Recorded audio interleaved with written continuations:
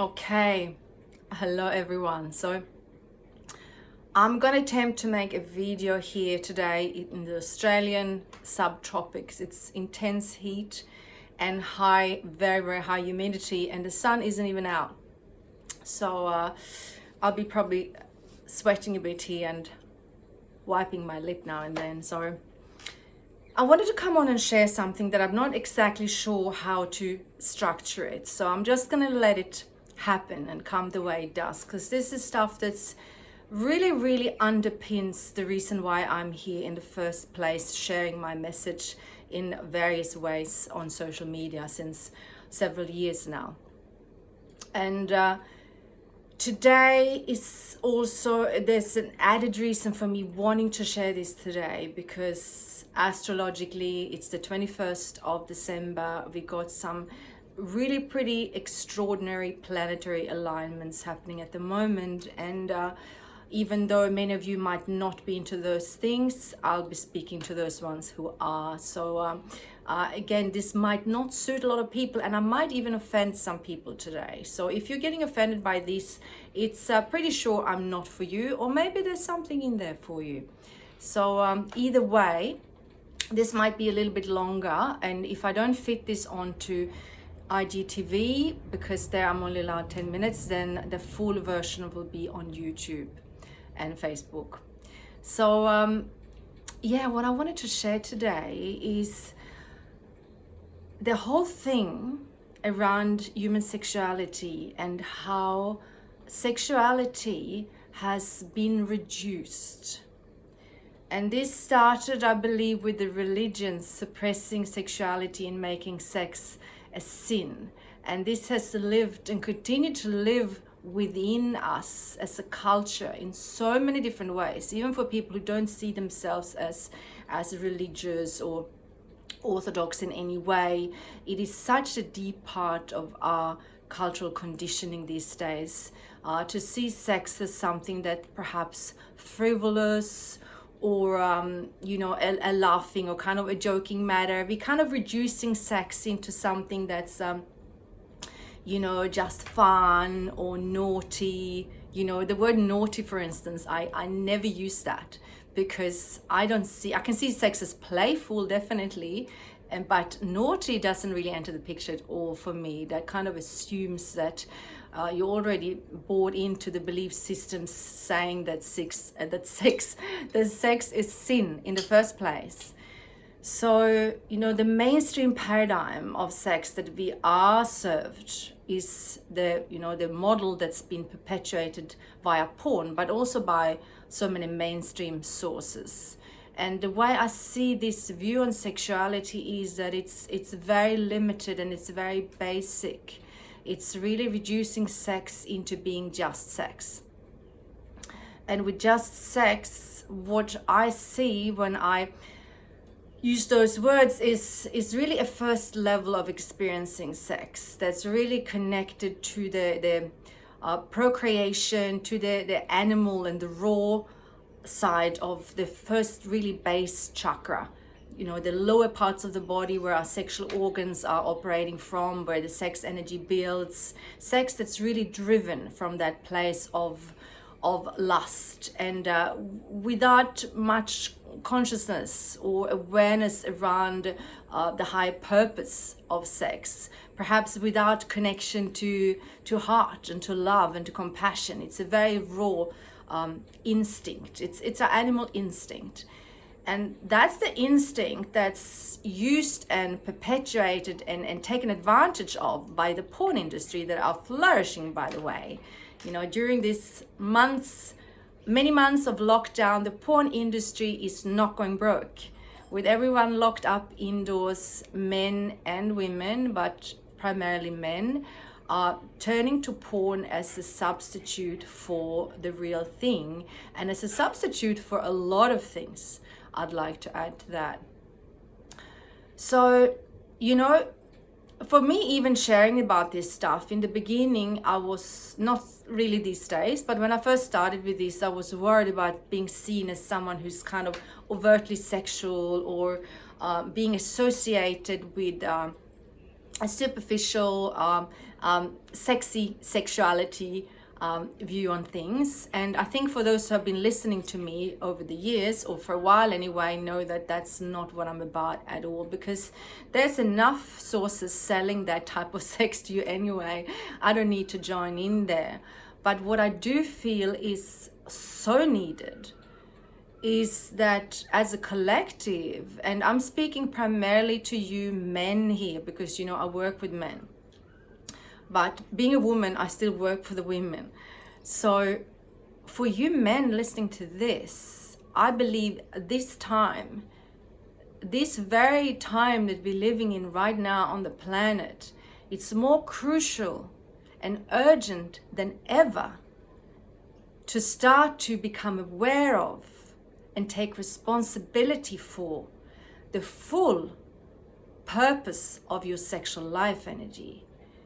Because that is not just to make babies or to have a quick fix, a release, to empty yourself of your day's struggles in the form of a quick ejaculation in front of a porn flick or images or porn gifs, whatever you're using. That is not the purpose with your sexuality. That drive, that the deepest, rawest drive of sex was needed to populate the planet. But we are not in that situation anymore. We are at a very different place in the history of human evolution on our planet these days. And this has been coming since a long time. The ancient tantrics, the ancient Taoists, and several other original cultures, they knew that our sexuality has so much more potential in it than most people realize. And with all the different sexual issues and challenges that men message me about, many of them, masses of them, are usually preoccupied with the size of their cock, for instance. And they're measuring it and they're worrying about the size, because they watched porn and they've seen guys with these oversized penises, showing off. So that becomes an imprint from a very early age for young guys, thinking that, it's the size, that's the thing, it's the size that matters. And whatever it is, in the moment that you programming yourself with the porn view, which is a very unenlightened approach to sex, by the way. Porn does not have in its highest interest your well-being or your evolution as a human on this planet.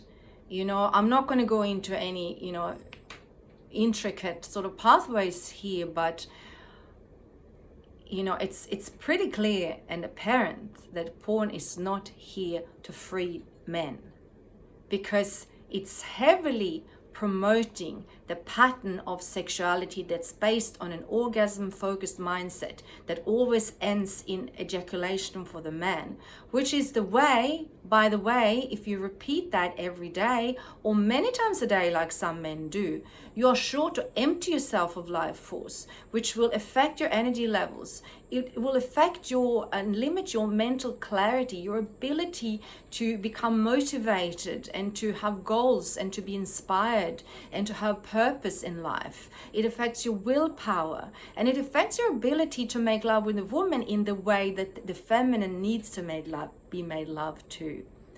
So with the model that porn is perpetuating, women are in a way sold the same model like men. So it's assumed that women function the same way as the most biological, rawest version of the men, which means, we just go for the peak, just go for the climax and explosion, and after that, we're great. So this is how most men approach sex with a woman. They put all the energy into trying to make her orgasm, and then they feel like, oh my God, I've done my job, now I can ejaculate too. So women are forced to believe that they should fit into that model, and they should also just go for the orgasm, have the orgasm, and after that you're supposed to be in seventh heaven and everything's supposed to be amazing. Well, that's usually not the case, and most women are at some point or the other getting bored of that kind of sex, and men are too, but maybe not as as apparently as men. I mean, I'm speaking very generalized here. There's all sorts of exemptions in every direction, And if you resonate with this, listen on. There's lots of you who might not, and then I'm not for you. There'll be someone else that's speaking for you.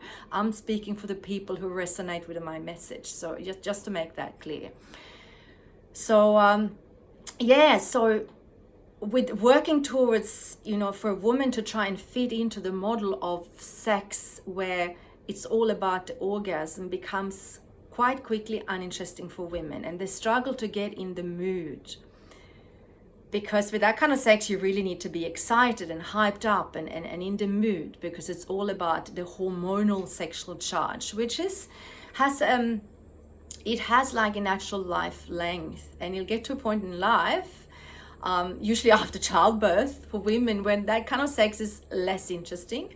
And by the time they get towards perimenopause, a lot of women completely lose the interest in that kind of hormonally charged orgasm-focused sex. And this is when couples start to lose the interest in being intimate together. And it's kind of become such a norm that it's something that's joked about, like it's a completely normal thing. The man can't get it up anymore and the woman is not into it anyway, which is tragic. And it's a very apparent sign of that there's something that's not in alignment in regards to the way most people approach their sexuality. Because sex for procreational reasons, yes, that has a lifespan that's only, appropriate in the years when we are out to create babies. And even then, that's a very, very limited way of understanding our sexuality, because as my title will suggest, I haven't decided the title for this video yet, but it will be something along the lines of that it's time to wake up to the spiritual purpose of your human sexuality. It is time to wake up to this. We have overused the first level of sex. We have populated the planet.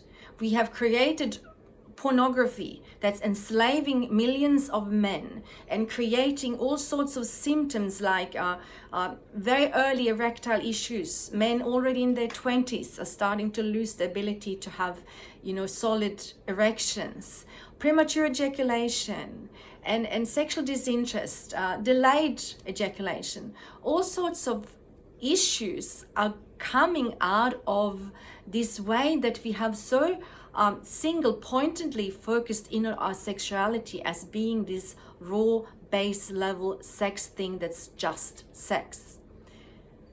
So again, the old ancient cultures knew that that is not the case. Spirituality is intrinsically linked to our sexuality. And in the moment we understand that, we can open a doorway and a portal where sexuality is linked to our human evolution.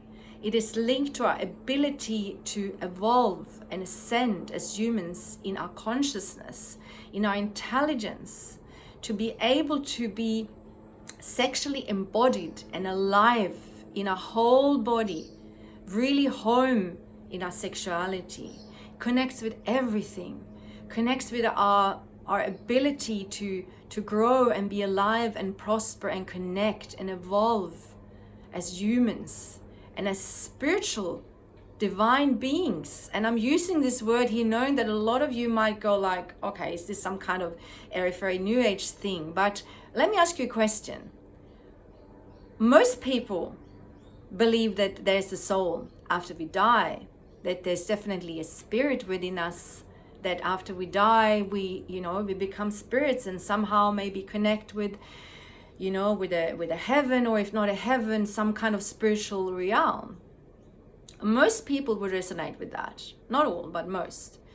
Yet those same people are often very reluctant